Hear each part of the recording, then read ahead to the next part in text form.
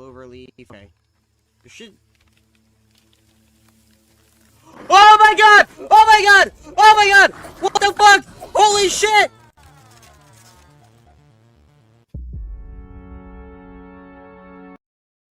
Welcome to the swamp. So I started playing this in early access soon after the Shroom and Doom update. I originally had planned to make this my very first review of the channel. However, I am glad that I waited because the final updates that had come out since I started playing not only added a ton of new content, but also a lot of new mechanics and even a story fixed up. So I ended up having to replay the game again for this review. After replaying it, I am finally ready to tell you about a small game called Grounded.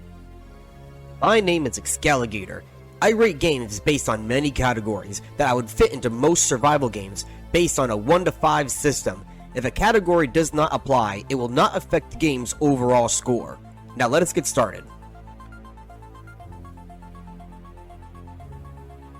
Okay, small in a different sense. Made by Obsidian Entertainment. Maybe you heard of them? The setting of this game is that you are a teenager shrunk down to the size of a bug.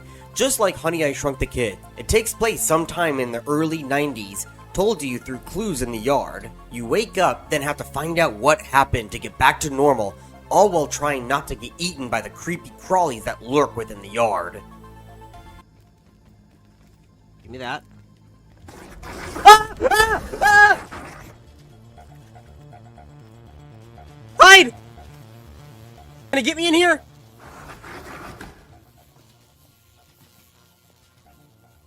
You can't get me in here. Do you have what it takes? Let's find out. Before reviewing this game, I had played about 100 hours of Grounded and have gone through the story twice, once in early access and once again after launch. Luckily, the game only requires a small amount of memory to use and is friendly to middle-of-the-road quality computers. There are some lag issues that I had with an above average computer, but I'll get to that later. Now that you get in-game, let's check out the character customization. Oh wait, it's pre-made characters. Oh, okay, fine. You have the choice of several different teens with their own unique personalities. They actually can get a bit annoying sometimes when they talk at everything in the map. Don't think my go-to spider elimination strategy is gonna be much use on that. It's no lemon crime, but it's better than nothing. What the hell is a lemon crime? Is that some kind of like limoncello for kids or liquid lemon heads? Ugh. Anyway, this section is not going to be rated because you don't really get to create your own character. Okay, so you select one of the characters and jump into the world. You start off in a crack in the ground with a briefcase, which I have no idea how that even got into that crack in the first place. It's much larger than the hole that you crawl out of.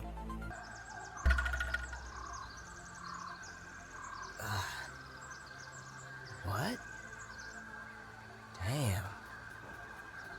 Where am I? Are those roots? And are those tubes in the arms of the kids? What the hell kind of horror film shit is this? Oh yeah, did I mention that you're able to choose single player or multiplayer? You can have friends play as the other characters as well. The first thing you want to do though is to not only get the story started, but also make weapons and a bed. Sleeping through the night will be a lifesaver in the early game. You'll find out why sooner than later. You are also slowly introduced to things to aid you in your survival, and are even pointed in the right direction without being bashed over the head for the start of the game. While the grasslands has a lot of easier bugs, there are some stronger ones that can wander from other zones. It's a bit standard for survival games at the start. Not quite hand-holding, but not overly difficult. The start of the game, I'm going to rate a 5 out of 5. It's not too difficult, but can whoop your ass. It points you in the right direction without being too hand-holding. Overall, it's a good experience for the start of the game. The exploration of this game is actually very good. While you might not think there are a variety of biomes in a single suburban backyard, the various sections of the yard make up the unique biomes themselves that are similar to an old school RPG. but with the same feeling of still being in an enlarged world in a backyard. You have the grasslands, which is the largest biome, and it acts as your standard forest. The pond is an underwater biome with its own unique progression system, which I really like. The sandbox acts as a desert biome, and is one of the hardest zones in the game. The hedge is like a jungle biome. There are even marshlands formed from sprinkler heads and broken PVC pipes and such. Several areas of the map are so wet and soggy, it looks just like home. Hell, it even has giant-ass mosquitoes. This is basically the Everglades. But what is most important about games like this, where you can explore, there is not only something to explore around every corner, leaving nowhere void of anything interesting, but also you're rewarded for exploring the deepest, darkest parts of the game, from collecting raw science, which is basically this game's version of currency, to milk molars, which give you talent points, computer chips, which provide you upgrades, and files for lore, and even gear that you can find off of... What the fuck? Is that a small skeleton? Does this mean other kids were shrunk down and were killed? We're in the yard of a mass murderer. The fact that you can search in any little nook and cranny and find something worth your time, even up to unique and powerful recipes and weapons, I'm gonna rate the exploration a 5 out of 5. Now then, you might be wondering, how is the actual survival? Survival games have really 3 settings. One where you're not really surviving because it's too easy, games where it starts off hard, but then it gets super easy after a little bit of progression, and games that always stay hard. I would say this is between the second and third option. You can progress and make killing the various bugs around the yard easier over time, however, there is always something harder to kill than what you outlevel. On top of that, there are creatures that are meant to be feared, and are really only killed through cheesing methods. Of course, if that option is available to you. Playing with other players will obviously make this easier, however, it is completely possible to play this solo, so don't feel bad if your friends are unable to come online and play too. The food and water in this game is not overly difficult, but can be annoying at times. At the start of the game, I never had issues with food, but water I had a hard time getting until I was able to make a water collector and a canteen. Overall, I'm gonna rate the survival a 4 out of 5.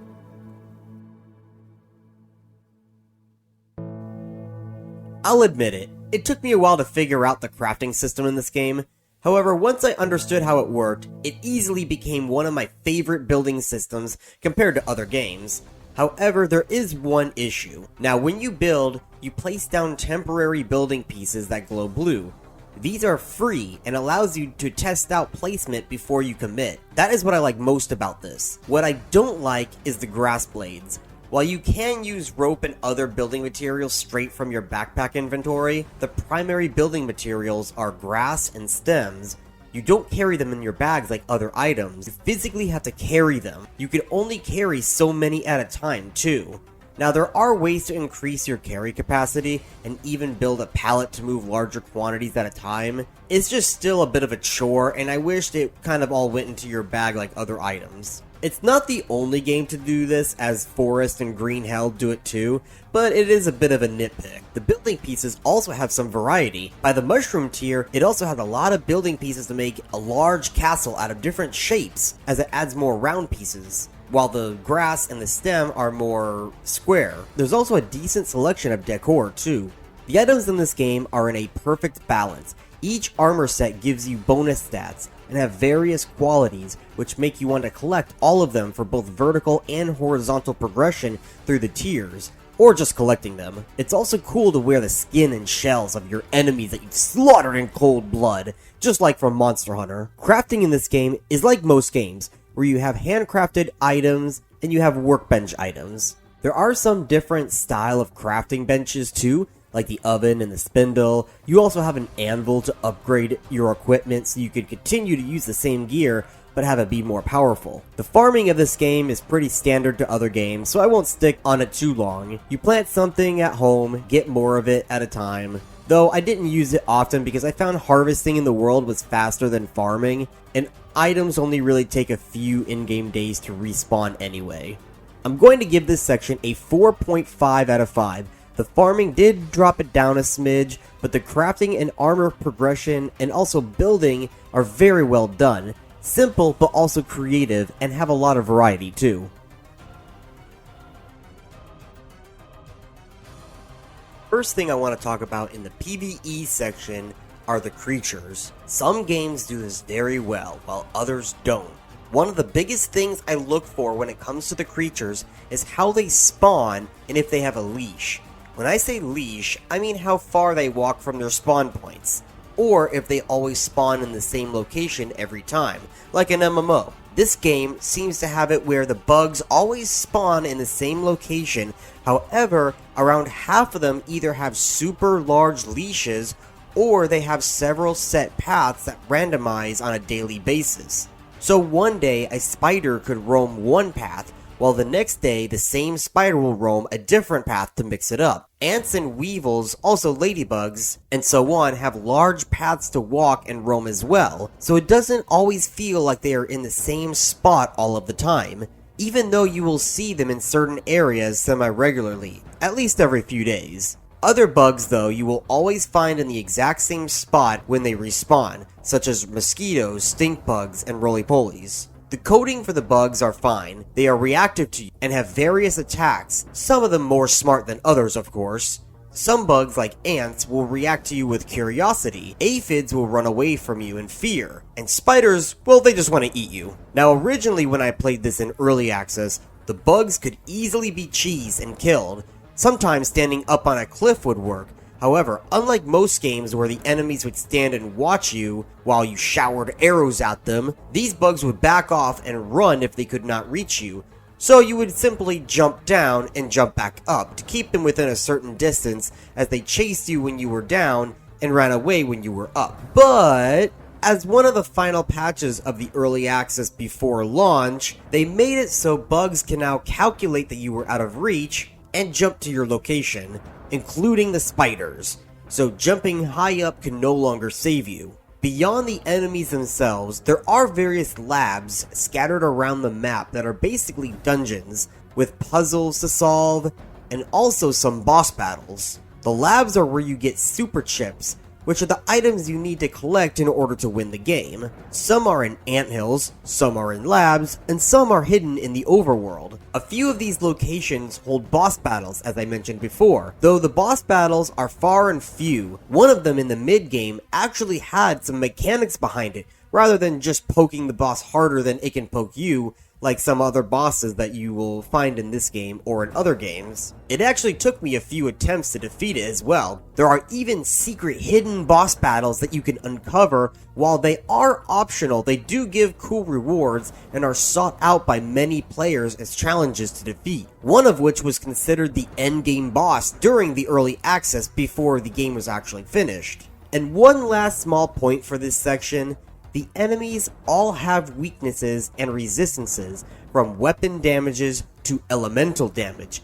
But unlike the fantasy games with fire and ice, you have spicy, salty, and minty, which add more depth and strategy into this game. Of course, now with the 1.0, there is also the sour one as well, which is kind of like lightning or plasma, I guess. I don't know, but it's still pretty cool. There are also now wands you can find in the game to do like fantasy magic styled attacks, although those are endgame and are very hard to acquire, but when you do acquire them, they do pack a punch. Overall, the PvE is fairly good for a survival game, and I'm going to rate this a 5 out of 5, especially after the thrill that that mini boss that I mentioned earlier gave me.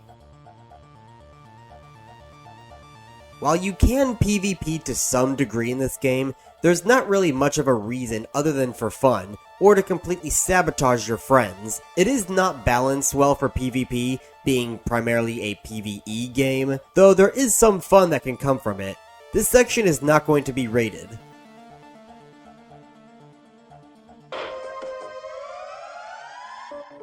Good morning, Brook Hollow. Today is October 20, 1990. This is your news. We have a special breaking report. The police department has released information that more local teenagers have gone missing. They were last seen earlier this week, and the only connection between the teenagers is that they are all students at Brook Hollow High School.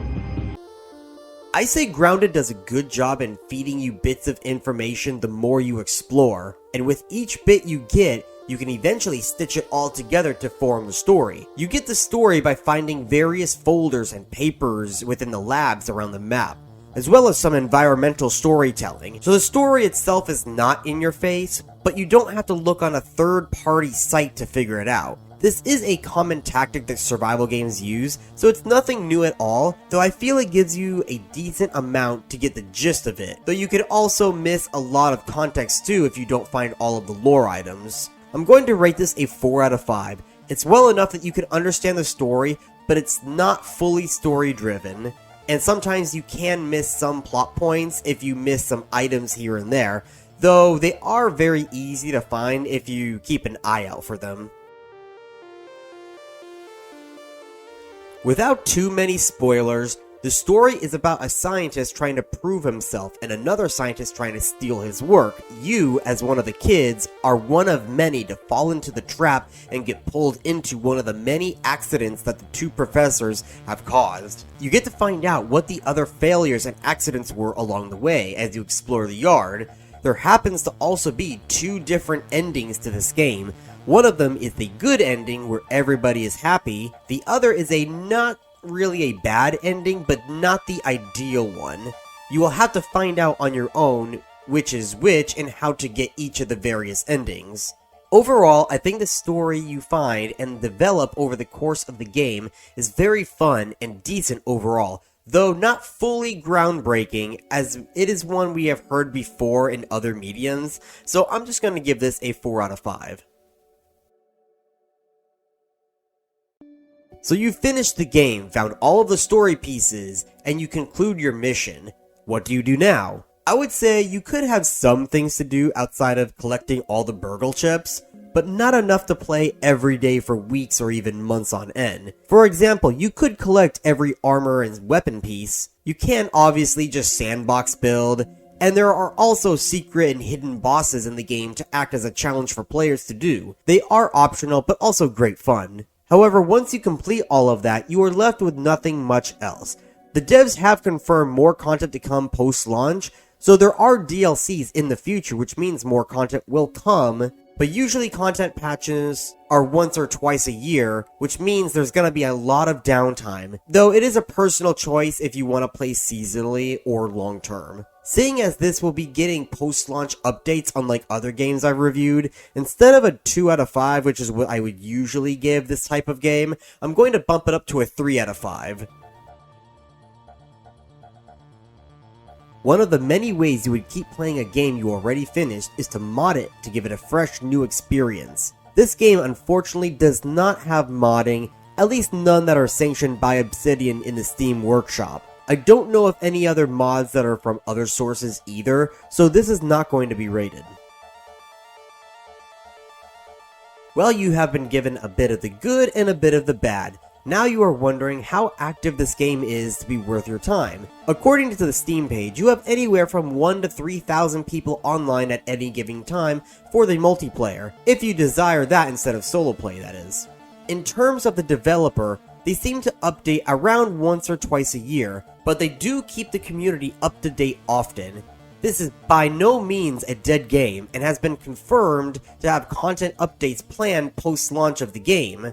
What those would be? We really don't know though. But I will tell you what, the trailers for each of their updates are fucking hilarious. You need to watch all of them if you are able to.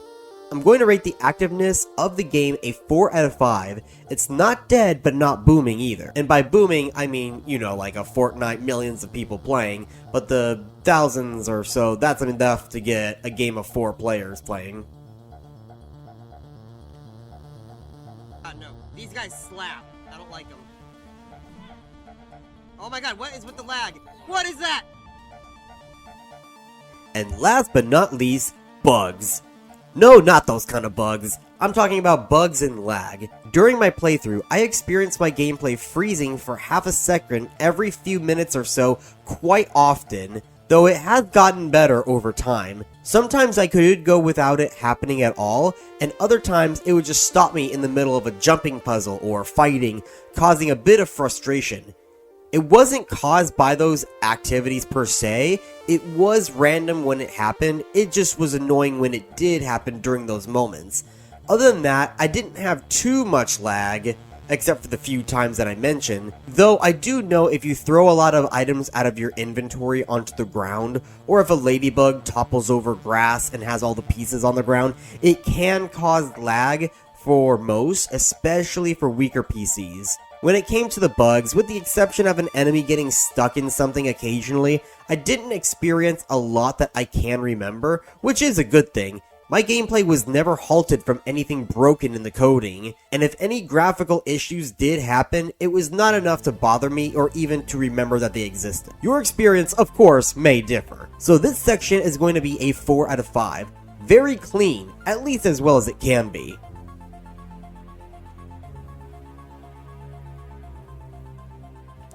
And now my overall thoughts.